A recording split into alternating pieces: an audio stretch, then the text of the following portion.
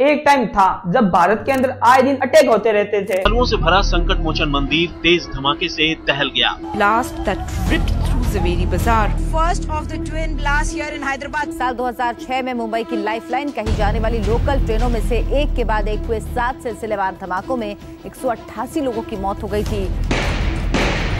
लोग बाजार जाने से डरते थे। सीरियसली लोग अपने घर से भी निकलने से काफी डरते थे। लेकिन 2014 के आतंकी हमले में एक डाइस्टिंग पिडिगेशन हुआ है। आज का भारत शहर उस समय से कई ज्यादा सेफ है। कुछ केस के अंदर इंडिया ने आतंकवादियों को घर में घुसकर भी मारा है। अब तो उन्नो रिवर्स इस तरीके से हो गया है, आतंकी अपने घर के अंदर सेफ फील नहीं करते। A mystery killing of an LET operator, Maulana Ziaur Rahman. Unknown gunman आए हैं अंदर, उन्होंने फायरिंग की है। Former Lashkar-e-Taiba commander Akram Khan shot dead by unidentified assailants in Bajaur, Pakistan. A Khalistani extremist, a gangster, has been killed in Canada. कई लोग तो इस चीज की क्रेडिट मोदी जी और बीजेपी को क्रेडिट करते हैं, लेकिन देश के प्रधानमंत्री इस चीज का credit national security Ajit Doval को देते हैं। Ajit Doval, a village boy from Uttarakhand, who now has not become only a national treasure but an international treasure. You don't fight terrorism, right? You can do one Mumbai, you may do Balochistan. मुझे जब घटना से पहले मेरा दिमाग शायद उस बात पर नहीं होता कि इसमें मेरे लिए डेंजर कितना है। Rise to the challenges and take the bull by the horn. You don't have the will to exercise the power. That is as good as not having it. कि हिंदुस्तान अब चुप नहीं बैठेगा।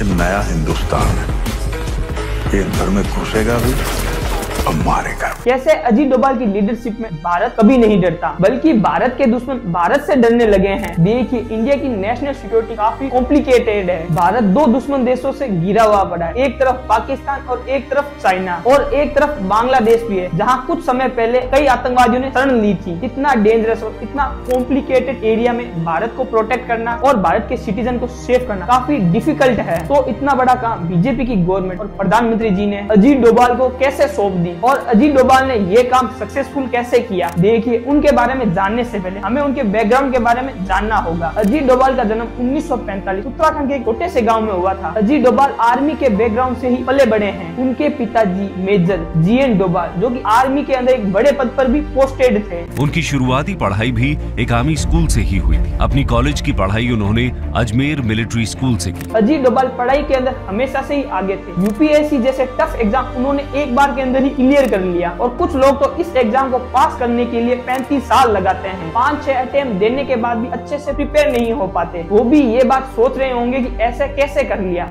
ये भी ठीक है। 1938 के अंदर अजीत डोभाल अपनी लाइफ का नया चैप्टर शुरू करते हैं, इंडियन पुलिस सर्विस के अंदर ज्वाइन करके, जहां उनकी पोस्ट केरल के कोटरम में हुई। पुलिस ज्वाइन करते ही अजीत डोभाल को नेशनल सिक्योरिटी का एक चैलेंज मिला। 1971 और दिसंबर के 29 को केरल के अंदर एक राइड शुरू हुआ, और जो 4 दिन तक चला था। टेंशंस ने एक फुल ब्लोन हिंदू मुस्लिम राइट्स का रूप ले लिया। ये राइट्स भी वैसे ही शुरू हुए जैसे राइट्स भारत के अंदर शुरू होते हैं। कोई धर्म यात्रा जा रही थी, किसी रिलीजन्स वालों को उनसे नफरत होती है, और उस रिलीजन्स पर हमला कर दिया, जिससे दंगा शुरू हो गया। और इस दंगे को RSS वालों ने बहुत ज्यादा ब्लेम किया था। US और चाइना वाले रिलीजन सारे रिलीजन से नफरत करते हैं। चाइना रिलीजन्स वालों को इस समय भी वे लोगों की मस्जिदों को तोड़ रहे हैं, और चाइना मुसलमानों को पकड़ पकड़ कर तहखानों के अंदर भी डाल रही है। जब राइड शुरू हुए तो इसकी जिम्मेदारी अजीत डोभाल को दी गई थी। अजीत डोभाल की पहली प्रायोरिटी ये थी कि लूटी हुई प्रॉपर्टी को वापस लाना, पुलिस एक्शन और डिप्लोमेटिक दोनों तरीके से इस्तेमाल करके।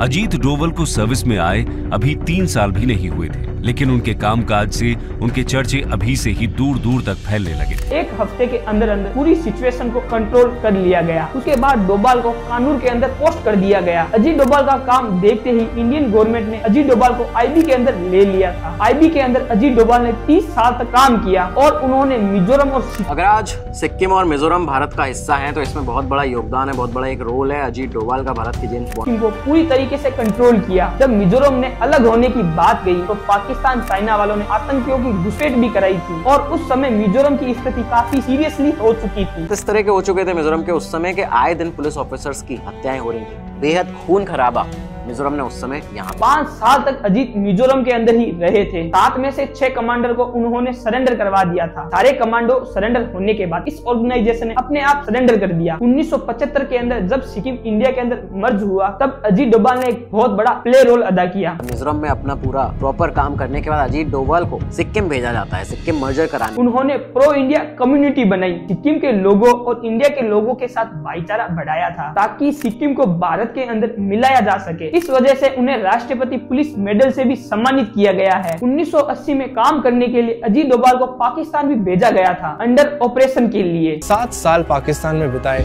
As an undercover operative gathering intelligence on active militant group. उसके बाद जब वे वापस आए तो उन्होंने खलस्तानियों से लड़ने के लिए भी काफी रोल प्ले अदा किया। एक रिक्शा वाला खलस्तानियों के पास जाता है और उसके पास जाकर उनकी सारी जानकारी लेकर अजीत डोभाल को दे देता है और खलस्तानियों को इसके बारे में कुछ पता भी नहीं चलता है। ये रिक्शे वाला और कोई नहीं बल्कि अजीत डोभाल खुद थे। अजीत डोभाल ने अपनी सारी लाइफ इंडिया के लोगों की भलाई के लिए लगा दी, यहाँ तक कि लगातार वे इंडिया के लोगों के लिए ही काम कर रहे हैं। आज के युवाओं से मैं बस यही कहना चाहूंगा, आप सभी लोगों को अजीत डोभाल की लाइफ से काफी सीखना चाहिए और इस देश के हीरो के लिए एक बार दिल से सैल्यूट जरूर बनता है।